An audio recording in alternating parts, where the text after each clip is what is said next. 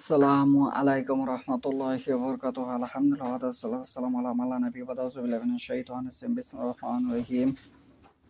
আন আবি হুরায়রা রাদিয়াল্লাহু আনহু ক্বালা ক্বালা রাসূলুল্লাহি সাল্লাল্লাহু আলাইহি ওয়াসাল্লাম মান কাযাবা আলাইয়া মুতাআম্মিদান ফালইয়াতাবাহু মাকআদাহু মিনান নার। আবু হুরায়রা রাদিয়াল্লাহু থেকে বর্ণনা করেন, আল্লাহ রাসূল সাল্লাল্লাহু আলাইহি ওয়াসাল্লাম বলেছেন, যে কোনো ব্যক্তি যদি ইচ্ছাকৃতভাবে আমার নামে মিথ্যা আরোপ করে সে সরাসরি জাহান্নামে যাবে।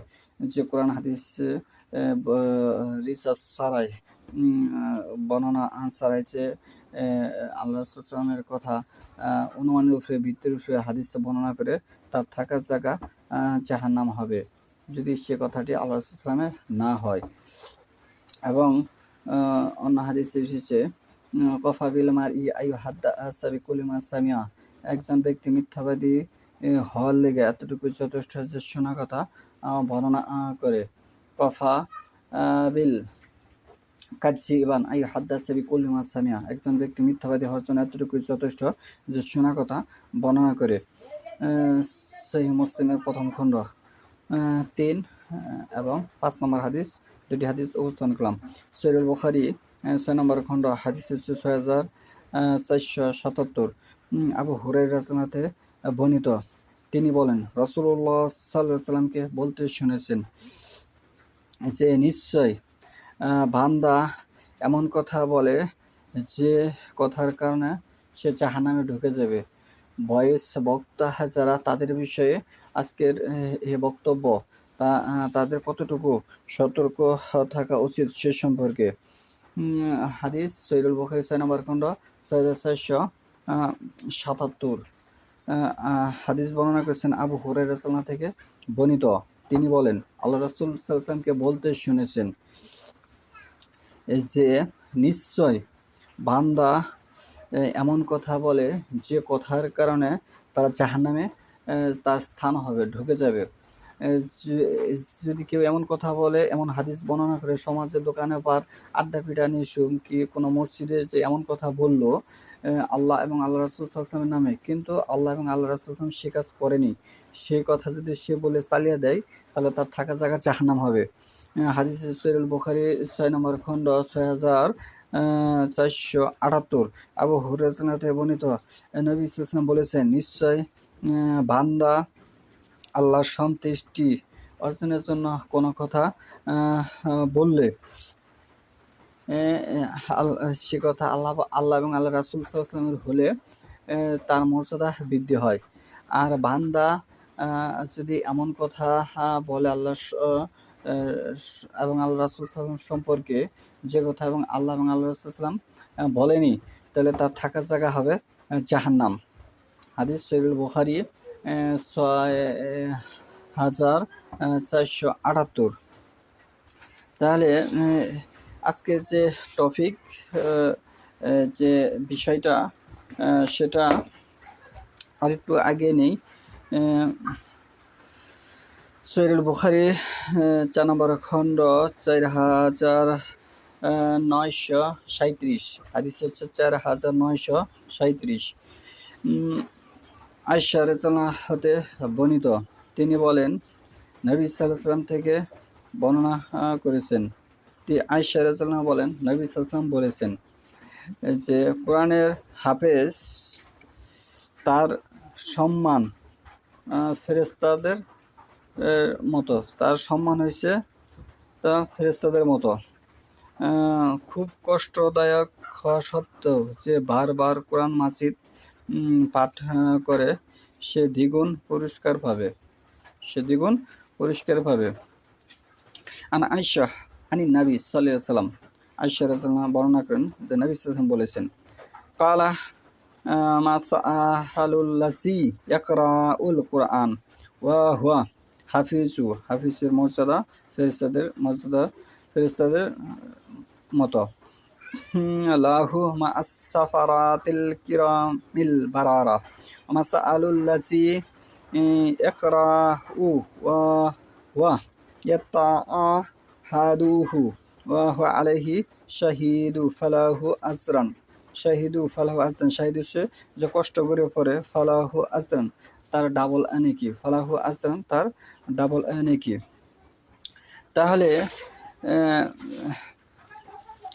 আজকে যে বিষয়টাই ছিল, আমরা সমাজে যাদের প্রচলিত নাম হিসেবে চিনি এবং বুঝি, অনেকে এই সম্পর্কে কোনো জ্ঞান রাখি না, যে কাদের কথা শোনা উচিত, কাদেরকে মূল্যায়ন করা উচিত, এবং কাকে হাফেজ বলে, কাকে আলেম বলে। এখানে ইলমে হাদিসের কতিপয় পরিভাষায় পরিচিতি। এক নম্বর হচ্ছে যে হাদিস শাব্দিক অর্থে হাদিস শব্দের অর্থ হচ্ছে কথা। প্রাচীন ও পুরাতনে বিপরীত পরিভাষায় মহানবী সাল্লাল্লাহু আলাইহি ওয়াসাল্লাম যা কিছু বলেছেন, যা কিছু করেছেন এবং যা কিছু বলা এবং করার অনুমোদন ও সমর্থন জানিয়েছেন তাকে হাদিস বলে। এই হিসেবে হাদিসকে প্রাথমিক পর্যায়ে 3 শ্রেণীতে ভাগ করা যায়: কাউলি হাদিস, ফেলি হাদিস ও তাকরি হাদিস। কাউলি, ফেলি ও তাকরি হাদিস। প্রথম, কোন বিষয়ে রাসূলুল্লাহ সাল্লাল্লাহু আলাইহি ওয়াসাল্লাম যা বলেছেন, অর্থাৎ যে হাদিসে তার কোনো কথার বর্ণনা পাওয়া যায় তাকে কাউলি হাদিস বলে। দ্বিতীয়, যে হাদিসে তার কোনো কাজের বিবরণ উল্লেখ আছে তাকে ফেলি হাদিস বলে। তৃতীয়, সাহাবীগণের যেসব কথা ও কাজ মহানবী সাল্লাল্লাহু আলাইহি ওয়াসাল্লাম অনুমোদন বা সমর্থন প্রাপ্ত তাকে তাকরি বা সমর্থনমূলক হাদিস বলা হয়। 2 নম্বর হচ্ছে খবর। খবর শব্দের অর্থ হচ্ছে সংবাদ। এর 3টি পরিভাষা রয়েছে। 3 নম্বর হচ্ছে আসর। আসর শাব্দিক অর্থ হচ্ছে অবশিষ্ট থাকা। এর 2টি পরিভাষা রয়েছে। 4 নম্বর হচ্ছে সাহাবী, যে ব্যক্তি ঈমানের সঙ্গে রাসূলুল্লাহ সাল্লাল্লাহু আলাইহি ওয়াসাল্লামের সাহায্য লাভ করেছেন, তাকে দেখেছেন এবং তার একটি হাদিস বর্ণনা করেছেন, ঈমানের সঙ্গে মৃত্যুবরণ করেছেন, তাকে সাহাবী বলা হয়। তাবি, যিনি আল্লাহ রাসূল সাল্লাল্লাহু আলাইহি ওয়াসাল্লাম এর কোনো সাহাবীর নিকট হাদিস শিক্ষা গ্রহণ করেছেন এবং তাকে দেখেছেন এবং মুসলিম হিসেবে মৃত্যুবরণ করেছেন, তাকে তাবিঈন বলে। সনদ, যে হাদিসের মূল কথাটুকু যে সূত্র পরম্পরায় গ্রন্থ সংকলনকারী পর্যন্ত পৌঁছে তাকে সনদ বলে। 7 নম্বর হচ্ছে মাতান। হাদিসের মূল কথা ও তার শব্দ সমষ্টিকে মাতান বলা হয়। মুহাদ্দিস, যে ব্যক্তি হাদিস চর্চা করেন এবং বহু সংখ্যক হাদিসের সনদ ও বৃত্তান্ত সম্পর্কে জ্ঞান রাখেন তাকে মুহাদ্দিস বলে। মুহাদ্দিস বলতে আমাদের বাংলাদেশ, ভারত উপমহাদেশের অনেকে বুঝেন যে মুহাদ্দিস মানে শিক্ষা শেষ ব্যক্তিকে মুহাদ্দিস বলে। মুহাদ্দিস কিন্তু একজন ছাত্রের পর্যায়ের লোক, যে ব্যক্তি হাদিস চর্চা করেন এবং বহু সংখ্যক হাদিসের সনদ ও মাতান সম্পর্কে বিশেষ জ্ঞান রাখেন তাকে মুহাদ্দিস বলা হয়। মুহাদ্দিস কোনো বড় ব্যক্তি নয়, সে একটি ছাত্র পর্যায়ের লোক। 9 নম্বরে হচ্ছে শাইখ। হাদিসের শিক্ষাদাতা রাবীকে শাইখ বলে। যিনি হাদিস শিক্ষা দেবেন, হাদিসের শিক্ষাদাতা রাবীকে শাইখ বলে। 10 নম্বর হচ্ছে শাইখান। সাহাবীগণের মধ্যে আবু বকর ও ওমর রাদিয়াল্লাহুকে একত্রে শাইখান বলা হয়, কিন্তু হাদিস শাস্ত্রে ইমাম বুখারী ও ইমাম মুসলিম রাহমাতুল্লাহকে একত্রে শাইখান বলা হয়। 11 রাবী, যিনি হাদিসের কথা বর্ণনা করেন তাকে রাবী বর্ণনাকারী বলে। রিজাল, হাদিসের রাবী সমষ্টিকে রিজাল বলে। যে শাস্ত্রে রাবীগণের জীবনী বর্ণনা করা হয়েছে তাকে আসমাউর রিজাল বলা হয়। 13 হুজ্জাহ, অনুরূপভাবে যিনি 3 লক্ষ হাদিস আয়তন করেছেন তাকে হুজ্জা বলা হয়। 3 লক্ষ হাদিস যিনি আয়তন করেছেন তাকে হুজ্জা বলে। বাংলাদেশে মুফতি মুহাদ্দিস যেগুলি আছে, যে নামগুলো প্রচলিত আছে, এই নামের সাথে কিন্তু হাদিসের নামের সাথে মিলতেছে না। হুজ্জা কাকে বলা হয়? অনুরূপভাবে যিনি 3 লক্ষ হাদিস আয়তন করেছেন তাকে হুজ্জা বলা হয়। 14 নাম হচ্ছে হাফেজ, যিনি সনদ ও মাতানের বৃত্তান্ত সহ 1 লক্ষ হাদিস আয়ত্ত করেছেন তাকে হাফিজ বলা হয়। যিনি সনদ ও মাতান বৃত্তান্ত সহ 1 লক্ষ হাদিস আয়তন করেছেন তাকে কি হাফিজ বলা হয়। যা কোরআনের 6236টি আয়াত সহ 1 লক্ষ হাদিস তার আয়াত থাকতে হবে, তাকে হাফেজ বলা হবে। বাংলাদেশের যে 30 পারা, শুধু 30 পারা হাফেজ, এটি হাদিস দ্বারা সাব্যস্ত, মিল পাওয়া যাচ্ছে না। এবং 15 নম্বর হচ্ছে হাকিম, যিনি সব হাদিস আয়ত্ত করেছেন তাকে হাকিম বলা হয়। 16 নম্বর হচ্ছে রেওয়াত, হাদিস বর্ণনা করাকে রেওয়াত বলে, কখনো কখনো মূল হাদিসকেও রেওয়াত বলা হয়। 17 হচ্ছে মুতাওয়াতির, যে সহিহ হাদিস প্রত্যেক যুগে এত অধিক লোক রেওয়াত করেছেন যাদের পক্ষে মিথ্যার জন্য দলবদ্ধ হওয়া সাধারণত অসম্ভব, তাকে মুতাওয়াতির হাদিস বলা হয়। 98 হচ্ছে খবর ওয়াহিদ, মুতাওয়াতিরের পর্যায়ে নয় এবং যার মধ্যে মুতাওয়াতিরের শর্ত একত্রভাবে পাওয়া যায় না তাকে খবর ওয়াহিদ বা খবর আহাদ বা খবর ওয়াহিদ বলে। খবর ওয়াহিদ 3 প্রকার। ক মাশহুর, যে হাদিস প্রতিটি যুগে 3 জন তত্ত্বাধিক রাবী বর্ণনা করেছেন তাকে মাশহুর হাদিস বলে, মুস্তাফিজও বলা হয়। খ আজিজ, যে সহিহ হাদিস প্রত্যেক যুগে অত্যন্ত 2 জন রাবী বর্ণনা করেছেন তাকে আজিজ হাদিস বলা হয়। গ গারিফ, যে হাদিস বর্ণনার ক্ষেত্রে কোনো যুগে বা স্থানে মাত্র একজন রাবী বর্ণনা করেছেন তাকে গারিব হাদিস বলা হয়। 19 নম্বরের সিরিয়াল হচ্ছে হাদিসে কুদসি। এ ধরনের হাদিসের মূল কথা সরাসরি আল্লাহর প্রাপ্ত এবং আল্লাহর সাথে সম্পর্কিত করে, যেমন আল্লাহ নবী সাল্লামকে ইলহাম কিংবা স্বপ্ন যুগে জিবরাইল সাল্লামের মাধ্যমে তাকে জানিয়ে দিয়েছেন। মহানবী সাল্লাম তার নিজ ভাষায় বর্ণনা করেছেন, তাকে হাদিসে কুদসি বলা হয়। 20 নম্বর হচ্ছে মারফু, যে সনদের ধারাবাহিকতা রাসূলুল্লাহ সাল্লাল্লাহু আলাইহি ওয়াসাল্লাম থেকে হাদিস গ্রন্থ সংকলন সুরক্ষিত আছে, মাঝখান থেকে কোনো রাবীর নাম বাদ পড়েনি, তাকে মারফু হাদিস বলে। হাদিস জগতে এটি হচ্ছে উচ্চ পর্যায়ের হাদিস। সহি, আমরা যে কথা কথায় বলি সহি হাদিস বলো দেখি। 21 নম্বর হাদিসের স্তর হচ্ছে 21 সহি, যে মুত্তাসিল হাদিস সনদে উল্লেখিত প্রত্যেক রাবী পূর্ণ আদালত জাপ্তা এবং গুণসম্পন্ন, হাদিসটি জাবিত দুষ্টি মুক্ত, তাকে সহি হাদিস বলে। সহি হাদিসে এখানে 3টি কথা এসেছে। 22 হাসান, যে হাদিসের কোনো রাবীর জবত বা আয়ত গুণের পরিপূর্ণতার অভাব রয়েছে তাকে হাসান হাদিস বলা হয়। ফিকহি বিদ্বানগণ সাধারণত সহিহ হাসান হাদিসের ভিত্তিতে শরীয়তের বিধান নির্ধারণ করে থাকে। 23 নম্বর হচ্ছে মাশহুর, আজিজ ও গারিফ। এই সকল হাদিস গ্রহণ ও বর্জন 2 প্রকার।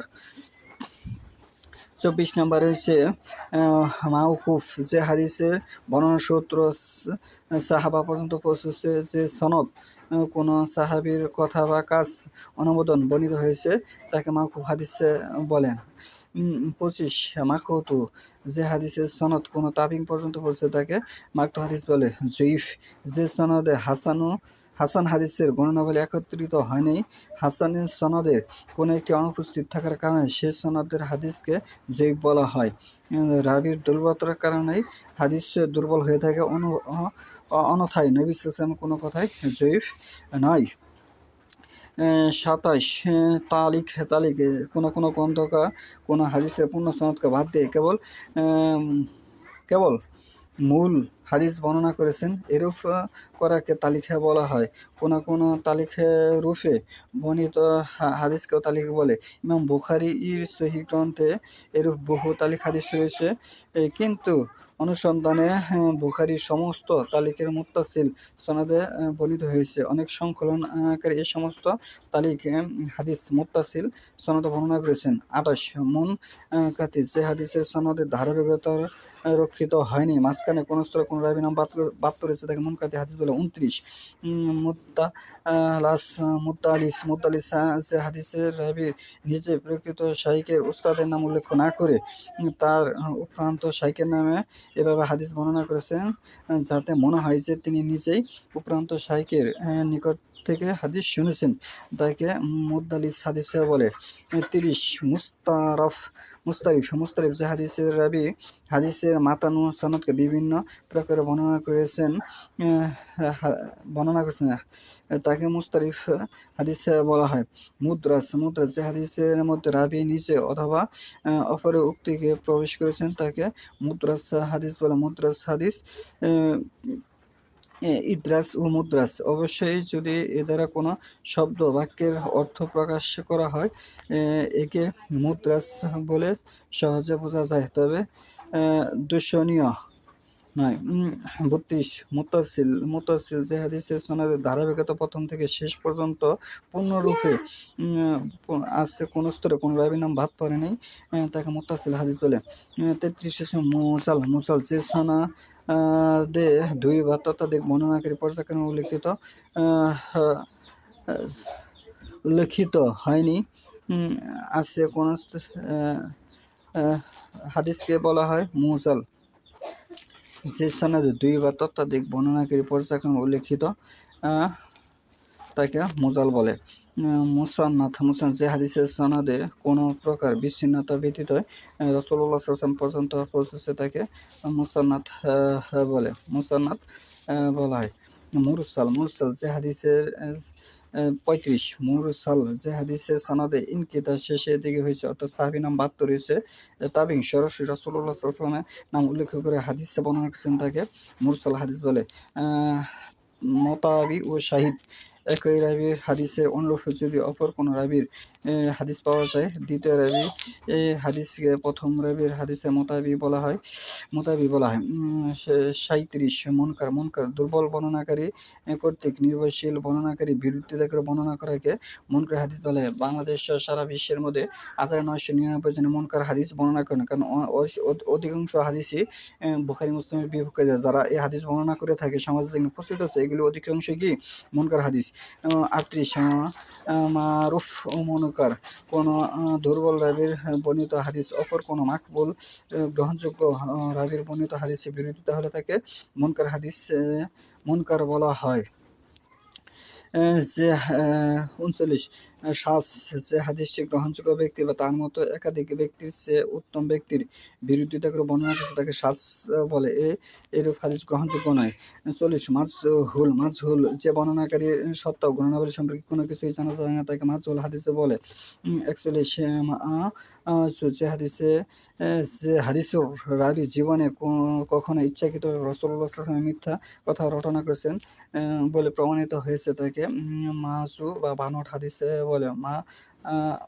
মাতরুক যে হাদিসের রাবী হাদিসের ক্ষেত্রে নয় বরং সাধারণ কাজকর্মে মিথ্যা কথার আশ্রয় গ্রহণ করে তাকে মাতরুক হাদিস বলে। যিনি হাদিস বর্ণনা করবেন খালি হাদিসের ক্ষেত্রে নয় এবং সাধারণ কাজকর্মে যার মিথ্যা প্রমাণিত হয় যে সে ভণ্ড প্রতারক, বাজারে ঘোরাফেরা করে, চা আড্ডা পিটে, টিভি দেখে, টেলিভিশন নিয়ে ব্যস্ত, এই সমস্ত রাবীর হাদিস গ্রহণযোগ্য নয়।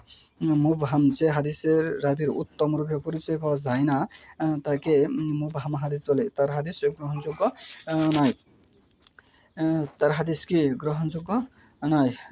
৪৪ মুআলাক যে হাদিসের ভিতরে অত্যন্ত সূক্ষ্ম ত্রুটি থাকে যা হাদিসের সাধারণ পণ্ডিতগণ ধরতে পারে না তাকে মুআলাক হাদিস বলে। মুআলাল ৪৫ মুআলাক সনদে ইনকিতা প্রথম দিকে হলে, অর্থাৎ সাহাবীর পর এক বা একাধিক রাবীর নাম বাদ পড়লে তাকে মুআলাক হাদিস বলা হয়। আদালত যে সুদীর্ঘ শক্তি মানুষকে তাকওয়া শিষ্টাচার অবলম্বনে মিথ্যা থেকে বিরত থাকে উদ্যত করে তাকে আদালত বলে। এখানে তাকওয়া বলতে অশুভনীয় যত কাজ আছে কাজ থেকে বিরত থাকতে হবে। ৪৭ জাবাতুন যে স্মৃতিশক্তি ধারা মানুষ লিখিত বিষয়কে বিস্মৃতি বা বিনাশ থেকে রক্ষা করতে সক্ষম হয়, যখন ইচ্ছা তা সঠিকভাবে স্মরণ করতে পারে তাকে জাবতুন বলা হয়। এই হিসেবে বাংলাদেশের অধিকাংশ বয়েজ ওলামা যারা তারা শতকরা ৯৫% বাদ পড়বে, কারণ তাদের স্মৃতিশক্তি একেবারে নেই, তারা দেখে ওয়াজ করে এখান থেকে তারা বাদ পড়ে। আসলে শিকা যে রাবীর মধ্যে আদালত বা জাবত বা স্মৃতিশক্তি উভয় গুণ পরিপূর্ণভাবে আছে তাকে শিকা বলা হয়। শিকা বা সাবা বলা হয়। মুত্তাফাকুন আলাইহি যে হাদিস একই রাবী একই সাহাবী থেকে ইমাম বুখারী মুসলিম বর্ণনা করেছেন তাদেরকে মুত্তাফাক আলাই বলা হয়। এই হচ্ছে হাদিসের ৪৯টি স্তর। এই স্তর সম্পর্কে যার জ্ঞান আছে সে মোটামুটি আশা করা যায় যে সেই হাদিস গ্রহণ করবে না। এইরকম ব্যক্তির থেকে হাদিস গ্রহণ করলে আশা করা যায় যে আমাদের কল্যাণ বয়ে নিয়ে আনবে। সুবহানাকা আল্লাহুম্মা ওয়া বিহামদিকা আশহাদু আল্লা ইলাহা ইল্লা আনতা আস্তাগফিরুকা।